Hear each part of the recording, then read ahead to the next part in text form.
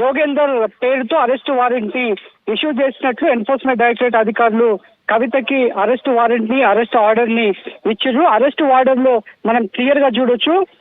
Jogender assistant director have reasons to believe that Srimathi Kalvakuntla Kavitha, mister T R Anil Kumar, resident at house number 8-2-316/5/H Road number 14 Banjara Hills, Hyderabad, Telangana, has been guilty of an offence punishable under the Prevention of Money Laundering Act 2002.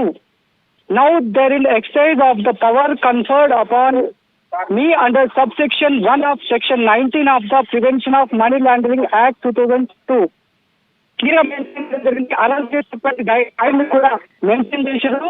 Arrest the శ్రీమతి కల్వకుంట్ల కవిత 5:20 కవితను arrest చేసినట్లుగా కూడా arrest order లో mention చేయడం జరిగింది. Assistant director Jogendra పేరుతో arrest కాపీని ప్రస్తుతం కల్వకుంట్ల కవితకి అందజేయడం జరిగింది. ఇప్పటికే స్పెషల్ ఫ్లైట్ లీక్ అదే బేగంపేట్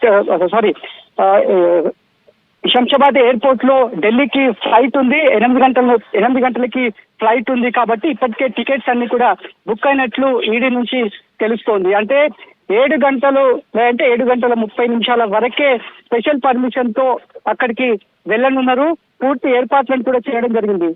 అరెస్ట్ చూపించినటువంటి టైం చూస్తే 5:20 ఉంది కాబట్టి ఇప్పుడు పార్టీ శ్రేణులు అదేవిధంగా లోపలికి వెళ్ళినటువంటి మంత్రి హరీష్ రావు అదేవిధంగా పార్టీ వర్కింగ్ ప్రెసిడెంట్ కేటీఆర్ చెప్తుంది ఏంటంటే ఈడీ అధికారులతో వాగ్విధానికి దిగింది ఏంటంటే ట్రాన్సిట్ వారెంట్ లేనిది ఎట్లా ఇక్కడ నుంచి తీసుకువెళ్తారు, ట్రాన్సిట్ వారెంట్ కంపల్సరిగా చూపించాల్సినటువంటి ప్రొవిజన్స్ ఉందనేటువంటి అంశాన్ని ఈడీ అధికారులతో మహిళా ఈడీ అధికారులతో వాగ్విధానికి దిగినటువంటి వీడియోస్ ప్రస్తుతానికి అయితే రిలీజ్ చేయడం జరిగింది. ఆ తర్వాత ఈడీ అధికారులు కూడా తమని ఇంటరప్ట్ చేస్తున్నారు, తమ విధులకు ఆటంకం కలిగించేలాగా ఇబ్బంది పెడుతున్నారు కాబట్టి ఆ వీడియోస్ ని కూడా రికార్డ్ చేయాలంటూ కూడా వచ్చినటువంటి మహిళా ఈడీ అధికారి ఎవరైతే ఉన్నారో ఆమె కూడా వచ్చినటువంటి సిబ్బందికి కూడా చెప్పినటువంటి మాట. మరోవైపు ఈడీ అధికారులు ఒకటే చెప్తున్నారు, ఇంకా అరెస్ట్ చేసి 24 గంటలు గడియలేదు కాబట్టి ట్రాన్సిట్ వారెంట్ సంబంధం లేదు, ఇంకా మేము ఇన్ టైంలోనే మ్యాజిస్ట్రేట్ ఇంటికి వెళ్తాము, రీచ్ అవుతాము అనేటువంటి విషయాన్ని ఈడీ అధికారులు చెప్తున్నారు. దాంట్లో భాగంగానే అంతా గ్రాఫ్ అంతా కూడా సెట్ చేయడం జరిగింది, గ్రౌండ్ అంతా కూడా సెట్ చేయడం జరిగింది కాబట్టి 8 గంటలకి ఫ్లైట్ ఇక్కడ నుంచి వెళ్తే 10 గంటల ప్రాంతంలోనే మ్యాజిస్ట్రేట్ ఇంటి దగ్గర ప్రొడ్యూస్ చేయడానికి అన్ని ఏర్పాట్లను చేస్తామనేటువంటి విషయాన్ని కూడా ప్రస్తుతానికైతే ఈడీ అధికారులు చెప్తున్నటువంటి వర్షన్ అయితే మనకు కనిపిస్తోంది. ఆల్రెడీ అరెస్ట్ గ్రౌండ్ కి సంబంధించి మొత్తం 14 పేజీల పూర్తి కాపీని అంతా కూడా మేము సబ్మిట్ చేసినామనేటువంటి విషయాలను కూడా ఈడీ అధికారులు చెప్తున్నటువంటి పరిస్థితి అయితే కనిపిస్తోంది. మరోవైపు ఈడీ అధికారులను బయటికి రాకుండా లోపల ఉన్నటువంటి వాళ్ళందరినీ కూడా బయటికి రాకుండా కార్యకర్తలు భారత జాగృతికి సంబంధించినటువంటి మహిళా నేతలందరూ కూడా అక్కడ గుమ్మిగూడడంతో రోప్ పార్టీని కాల్ఫర్ చేయడం జరిగింది. రోప్ పార్టీతో పాటు మహిళా పోలీస్ ఫోర్స్ ని కూడా అందరినీ కూడా ఇక్కడికి తీసుకురావడం జరిగింది. ఎట్టి పరిస్థితుల్లో మరి కాసేపట్లోనే ఎమ్మెల్సీ కవితను ఇక్కడ నుంచి ఎయిర్పోర్ట్ కి తరలించి ఎయిర్పోర్ట్ నుంచి మళ్ళీ ఢిల్లీ ఎయిర్పోర్ట్ కి తీసుకువెళ్ళడానికి అన్ని ఏర్పాట్లను కూడా చేయడం జరిగింది. అక్కడ వెళ్ళిన తర్వాత న్యాయమూర్తి నివాసం దగ్గర ఇప్పుడు టైం అయిపోయింది కాబట్టి న్యాయమూర్తి నివాసం వద్దకి తీసుకువెళ్తారు. అదే అంశాన్ని ప్రస్తుతానికి అయితే ఈడీ అధికారులు సమాచారం బయటకి ఇవ్వడం జరిగింది. అరెస్ట్ ఆర్డర్ ని కూడా చెప్పడం జరిగింది. ముందుగానే ఆల్రెడీ లీగల్ టీం ఒక అనుమానం వ్యక్తం చేసింది, ఖచ్చితంగా కోర్టు ఆర్డర్ తోనే వీళ్ళంతా కూడా వచ్చారనేటువంటి మాటను వాళ్ళొక అభిప్రాయాన్ని వ్యక్తం చేయడం జరిగింది కాబట్టి దానికి అనుగుణంగానే ఈయన అరెస్ట్ ని ధృవీకరించారని చెప్పుకోవాలి. ఎందుకంటే గతంలో కూడా మనం చూసినాం, జనవరి నెలలో సంజయ్ సింగ్ అనేటువంటి ఆప్ ఎంపీ విషయంలో కూడా ఇదే జరిగింది.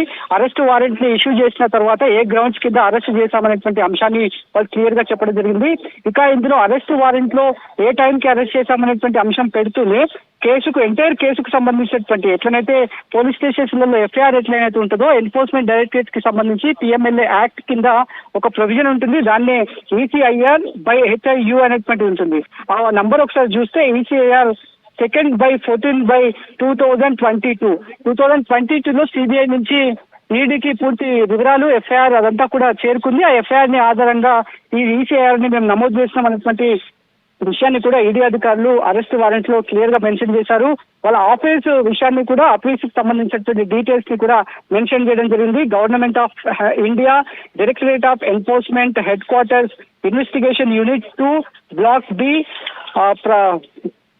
పర్వత్ బవర్ అనే ఢిల్లీ పేరుని కూడా ఇందులో మెన్షన్ చేయడం జరిగింది. కాబట్టి మరి కాసేపట్లోనే ఎమ్మెల్సీ కవితను బయటికి తీసుకొచ్చే అవకాశం అయితే కనిపిస్తోంది. పూర్తి స్థాయిలో పోలీసులు, లోకల్ గా ఉన్నటువంటి పోలీసుల సహాయాన్ని ఎన్ఫోర్స్మెంట్ డైరెక్టరేట్ అధికారులు అడగడం జరిగింది. ఆ తర్వాత లోపలికి వెళ్తున్నటువంటి కార్యకర్తలు అందరినీ కూడా బయటికి లీడ్ చేస్తున్నారు. లోపలికి ఎవరు కూడా రావద్దనేటువంటి విషయాలను చెప్పడం జరిగింది. ఆ తర్వాత మహిళా సిబ్బంది, మహిళా ఫోర్స్ ని కూడా మహిళను అరెస్ట్ చేసి తీసుకువెళ్తున్నారు. కాబట్టి యాజ్ పర్ ప్రొసీజర్ ప్రకారం మహిళా అధికారులు ఉండాల్సినటువంటి అవసరం ఉంటుంది. ఆ మహిళా అధికారులు అందరినీ కూడా ఏర్పాటు చేశారు.